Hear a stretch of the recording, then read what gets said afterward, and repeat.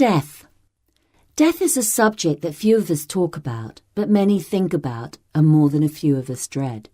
Whether it is the actual end of our life's journey or merely a transit point to heavenly glory, its actual point of impact is obviously life-changing. But what do poets think of it? How do their minds tangle with the subject and make sense of this? That's what we thought too. Poets as rich and diverse as Shakespeare, Tennyson, Dickinson, Gilbran and Kipling here share their words, thoughts and visions with us. Death is unavoidable, but the journey there should be as informed and enjoyable as possible. On this volume, our readers include Richard Mitchley and Ghizela Rowe. A Deathbed by Rudyard Kipling. This is the state above the law. The state exists for the state alone. This is a gland at the back of the jaw and an answering lump by the collarbone. Some die shouting in gas or fire, some die silent by shell and shot, some die desperate caught on the wire, some die suddenly. This will not. Regis suprema voluntas lex. It will follow the regular course of throats. Some die pinned by the broken decks, some die sobbing between the boats, some die eloquent, pressed to death by the sliding trench as their friends can hear, some die wholly in half a breath, some give trouble for half a year. There is neither evil nor good in life, except as the needs of the state ordain. Since it is rather too late for the knife, all we can do is mask the pain. Some die saintly in faith and hope. One died thus in a prison yard, some die broken by rape or the rope, some die easily, this dies hard. I will dash to pieces who bar my way, woe to the traitor, woe to the weak. Let him write what he wishes to say, it tires him out if he tries to speak. Some die quietly, some abound in loud self-pity, others spread bad morale through the cots around. This is a type that is better dead. The war was forced on me by my foes. All that I sought was the right to live. Don't be afraid of a triple dose. The pain will neutralize all we give. Here are the needles. See that he dies while the effects of the drug endure. What is the question he asks with his eyes? Yes, all highest, to God be sure. I Measure Every Grief by Emily Dickinson.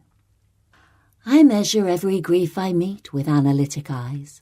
I wonder if it weighs like mine or has an easier size. I wonder if they bore it long, or did it just begin? I could not tell the date of mine, it feels so old a pain.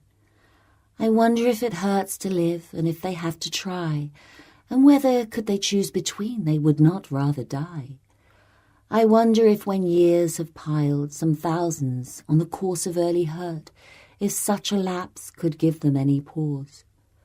Or would they go on aching still through centuries above, enlightened to a larger pain by contrast with the love? The grieved are many, I am told, the reason deeper lies. Death is but one and comes but once, and only nails the eyes. There's grief of want and grief of cold, a sort they call despair. There's banishment from native eyes, in sight of native air. And though I may not guess the kind correctly yet to me, a piercing comfort it affords in passing Calvary. To note the fashions of the cross, of those that stand alone, still fascinated to presume that some are like my own. Death Be Not Proud by John Donne. Death, be not proud, though some have called thee mighty and dreadful, for thou art not so. For those whom thou think'st thou dost o'erthrow die not, poor death, nor yet canst thou kill me. From rest and sleep, which but thy pictures be, much pleasure, then from thee much more must flow. And soonest our best men with thee do go, rest of their bones and souls' delivery. Thou art slave to fate, chance, kings, and desperate men, and dost with poison, war, and sickness dwell, and poppy or charms can make us sleep as well and better than thy stroke. Why swell'st thou then? One short sleep past, we wake eternally, and death shall be no more. Death, thou shalt die. Death by Rainer Maria Rilke.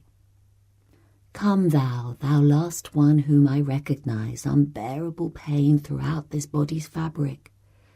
As I in my spirit burned, see, I now burn in thee.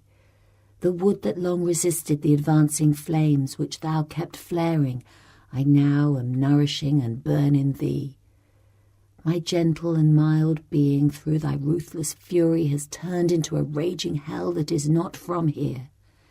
Quite pure, quite free of future planning, I mounted the tangled funeral pyre built for my suffering, so sure of nothing more to buy for future needs, while in my heart the stored reserves kept silent. Is it still I who there past all recognition burn? Memories I do not seize and bring inside. O life, O living, O to be outside, and I in flames, and no one here who knows me. Sonnet 66 by William Shakespeare. Tired with all these, for restful death I cry, as to behold desert a beggar born, and needy nothing trimmed in jollity, and purest faith unhappily forsworn, and gilded honour shamefully misplaced, and maiden virtue rudely strumpeted, and right perfection wrongfully disgraced, and strength by limping sway disabled, and art made tongue-tied by authority, and folly doctor-like controlling skill, and simple truth miscalled simplicity, and captive good attending captain ill. Tired with all these, from these would I be gone, save that to die I leave my love alone.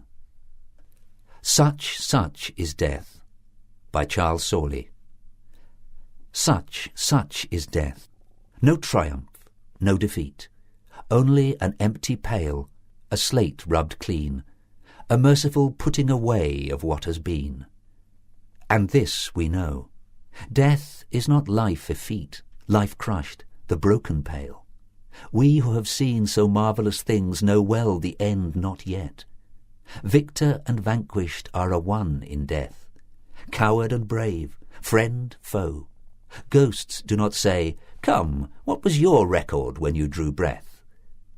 But a big blot has hid each yesterday, so poor, so manifestly incomplete.